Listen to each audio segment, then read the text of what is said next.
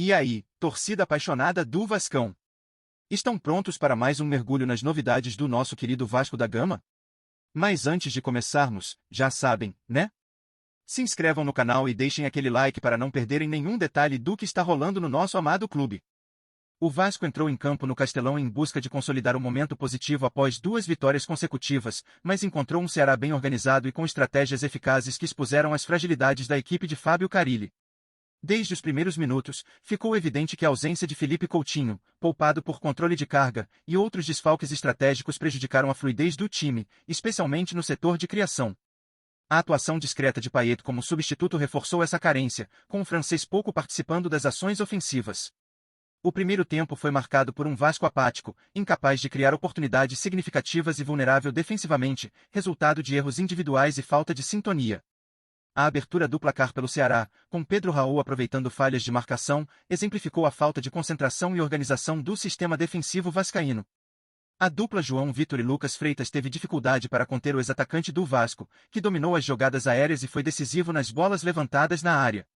A fragilidade exposta contrasta com as expectativas criadas por um elenco que, segundo o presidente Pedrinho, está entre os melhores 8 do campeonato. Ainda assim, a falta de opções para sair jogando e o vazio no meio-campo deixaram o time sem respostas para reagir de forma consistente no primeiro tempo. O segundo tempo trouxe algumas mudanças positivas, fruto das alterações promovidas por Carille, que lançou Jair, Adson e Ryan para buscar uma reação. Com essas mexidas, o Vasco apresentou uma melhora, dominando as ações por boa parte dos 45 minutos finais e criando suas principais chances de gol. Ryan, em especial, mostrou por que merece atenção, sendo o jogador mais incisivo e dando assistência para Pablo Vegetti, que novamente deixou sua marca como artilheiro do campeonato. No entanto, os avanços no setor ofensivo não foram suficientes para compensar os lapsos defensivos que resultaram no segundo gol de Pedro Raul, em mais uma jogada que expôs a desatenção e o posicionamento equivocado da zaga. A reação veio tarde demais, com o gol de Vegetti aos 47 minutos, insuficiente para evitar a derrota. Apesar do esforço no segundo tempo, o Vasco falhou em pressionar de forma efetiva nos instantes finais, deixando escapar a oportunidade de pontuar fora de casa. Diante da análise do desempenho, é claro que a equipe ainda precisa de ajustes significativos para enfrentar uma sequência desafiadora, que inclui confrontos contra adversários de peso como Flamengo e Palmeiras.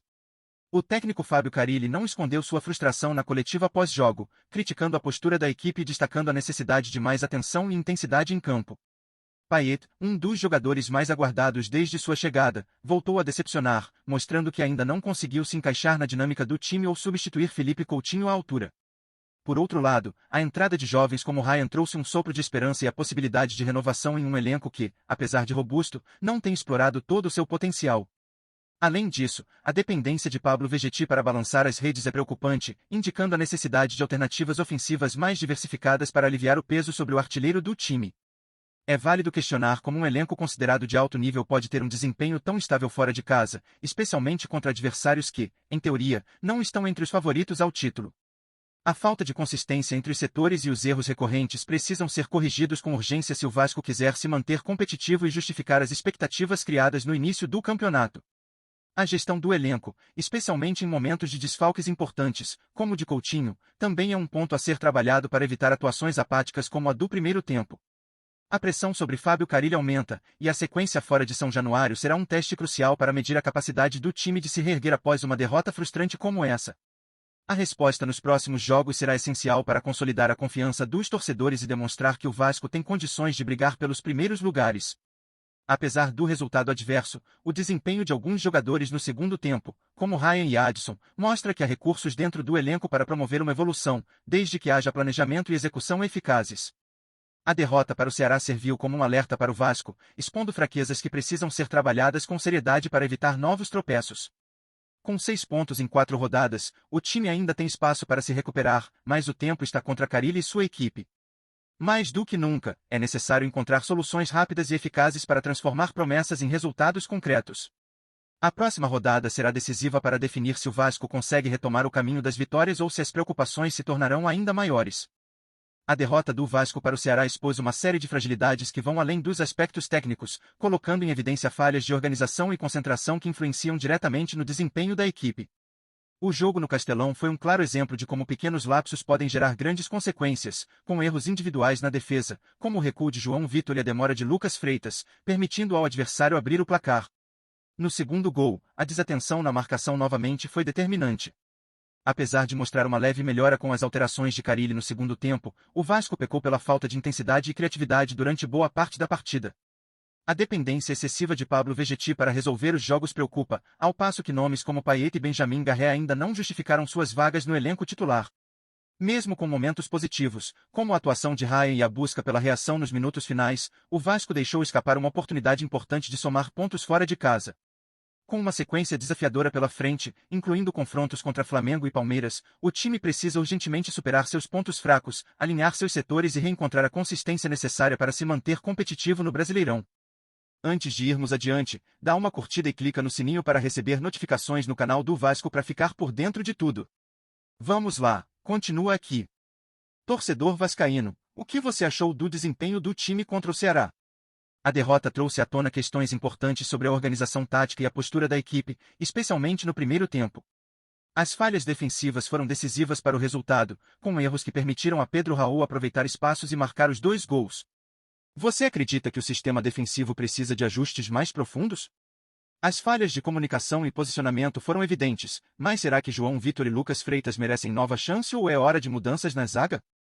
Sua opinião é crucial para entender os caminhos que o Vasco deve seguir. As alterações feitas por Fábio Carille no segundo tempo trouxeram um sopro de esperança para o Vasco. Com as entradas de Jair, Adson e Ryan, a equipe mostrou maior intensidade e começou a dominar as ações, criando suas melhores chances na partida. Ryan, inclusive, foi destaque, mostrando habilidade e dando assistência para mais um gol de Pablo Vegetti, o artilheiro do campeonato. Mas será que essas mudanças deveriam ter ocorrido mais cedo? Você acha que Carille acertou nas substituições ou ainda faltam peças e estratégias para um Vasco mais competitivo? O que você espera do técnico para as próximas rodadas? E quanto à atuação de Payet, torcedor? O francês, mais uma vez, não conseguiu suprir a ausência de Philippe Coutinho, o que levantou dúvidas sobre seu papel no elenco. Com uma atuação apagada, ele deixou a desejar em um momento crucial para o Vasco, especialmente em um jogo fora de casa. Você acredita que Payet ainda merece espaço na equipe ou é hora de buscar novas alternativas para o setor de criação? É impossível não questionar se o Vasco depende excessivamente de Vegetti para decidir os jogos. Será que a equipe precisa diversificar suas opções ofensivas e encontrar novos protagonistas? Agora, o desafio é olhar para a frente. Com confrontos difíceis à vista, como contra Flamengo e Palmeiras, o Vasco precisa de uma reação rápida e eficaz para superar seus erros e voltar a pontuar.